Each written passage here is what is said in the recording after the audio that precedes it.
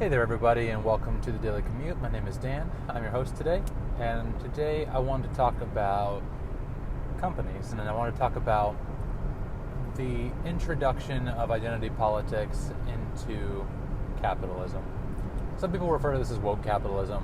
I don't know that I like the term in this context because it's so loaded, but nonetheless, that's kind of what we're talking about today. I remember a time, and I think most people remember a time, because it wasn't that long ago, it was just a couple of years ago, where a company would produce a good or a service, they would produce a product, they would take it to market, they would sell it to everybody, they would market it to everybody, most everybody. I mean, obviously, there are exceptions, feminine products would be marketed to women and not men, obviously. Men's razors are marketed to men, women's razors are marketed to women. Obviously, those are different. I guess those are from the same companies. Anyways, nonetheless, I'm getting distracted. What I'm talking about now is about the values and principles of companies. And I think for the majority of companies out there, the values of the company, well, in some ways, intrinsically tied to the values of the owner or the CEO or the board of directors or whatever, mostly were to produce a product and to take it to market, to sell it to as many people as possible, to get the greatest return on investment as possible. And over the last few years, we've seen the value system sort of kind of shift. I don't think it actually has for most companies. For most companies, the values are still to make as much money as possible. And I don't think there's anything wrong with that. I think that is what companies should do. Should they take shortcuts? No. Should they screw over their customers? No. Should they screw over their employees? Absolutely not. But a company should strive to do the best they can to make the most profit they can out of their products.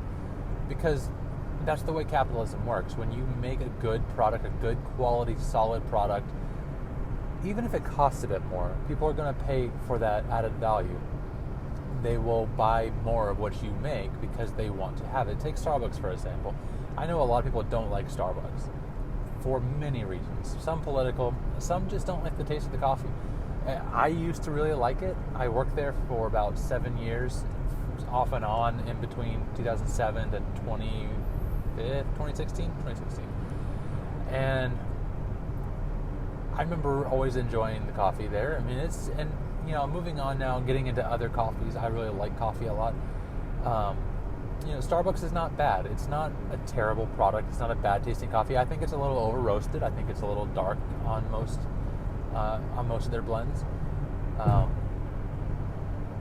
But it's a good product. That's why it sells well. That's why it's popular all over the world. I mean, I was in India twice over the last 12 months, overall for about the course of 4 weeks or so.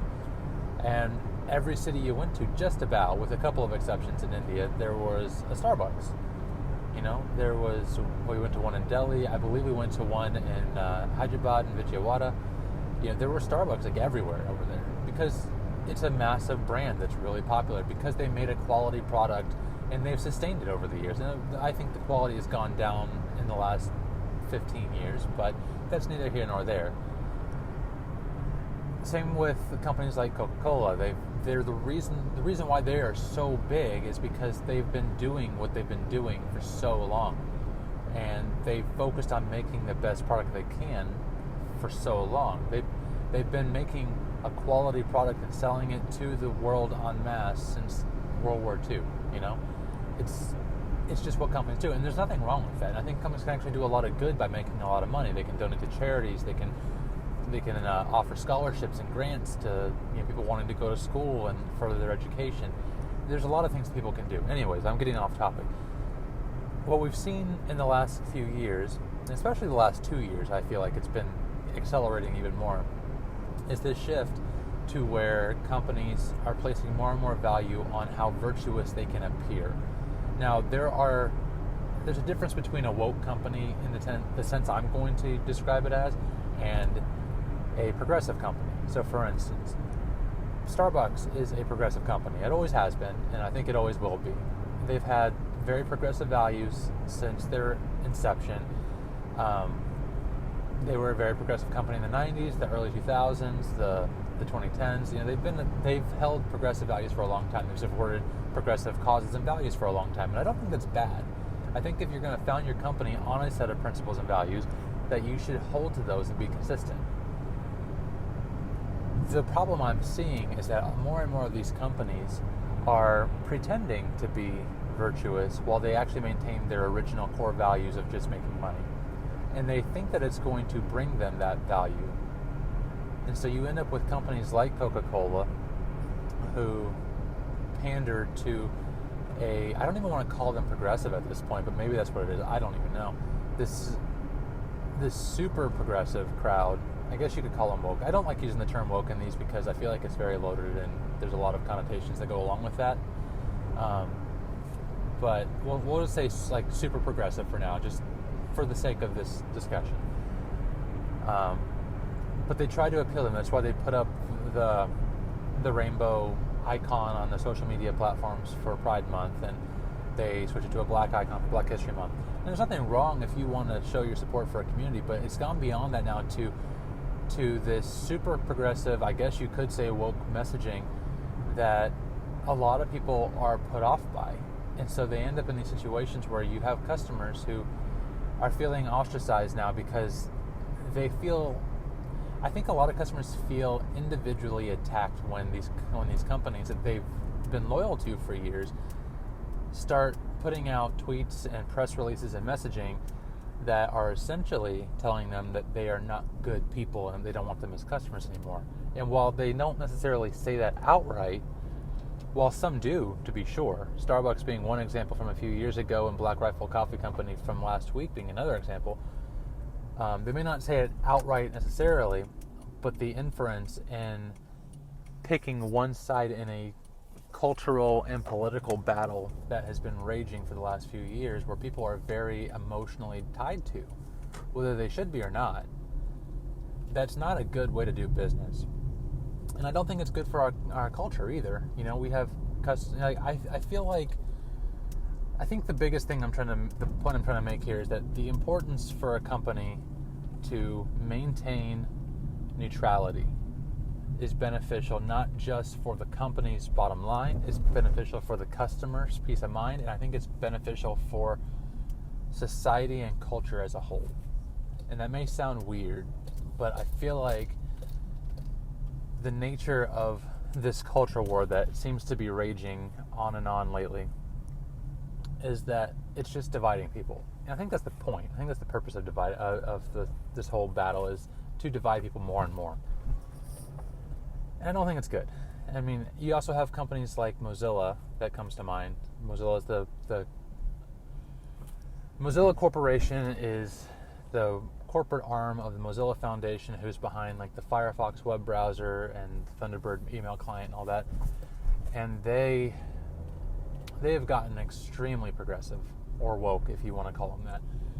And it's not good. I know for me personally, when I read them giving up on their core values, and their core values weren't even to make money necessarily. I'm sure the Mozilla Foundation, they make lots of money, so that's probably part of it. But for the Mozilla Foundation, for Firefox as a web browser, the principles behind it have always been to facilitate a more open and free internet, and to be able to empower users to control their technology, and to be a free speech platform. And after January 6th, for instance, they came out with statements about needing more than deplatforming of certain individuals who maybe they disagree with. And they came out against free speech. They came out against all these different things. And what we're seeing is this transformation of these companies where they're giving up on their core fundamental principles and values that they were founded on. And I think that is one of the biggest concerns I have about a lot of what we see going on today. Anyway, I think bottom line, what I'm getting at is I think that it's important for us as a society to have neutrality in a lot of things. We don't need to have battles over every cultural thing, over every social issue. We don't have to have these fights and these battles over everything. We're individuals. We should be living individually, and we should be able to comfortably buy a product without thinking that we're supporting a company who despises the things that we hold as important. And that goes for both sides, because there are conservative companies as well, I'm sure, that make progressives feel the same way. And I think that it's dangerous. I think that's also just not a good way to go about living. And hopefully we can get back in the next year or two to some semblance of reality and normality, or normalcy. I think that's the right word, normalcy. Anyway, I don't really have anything else to say about it. It's just something that was on my mind this morning. I thought I would talk about it. And until next time, I guess I'll talk to you guys later. If you want to catch up with me, I'm on Minds at Retropunk. I misspoke that the other day, so it's at Retropunk on Minds. I'm also on Twitter at Reborn Jumpman. You can find me at my website, rebornjumpman.com. And of course on Odyssey at Reborn Jumpman. Take care, everyone.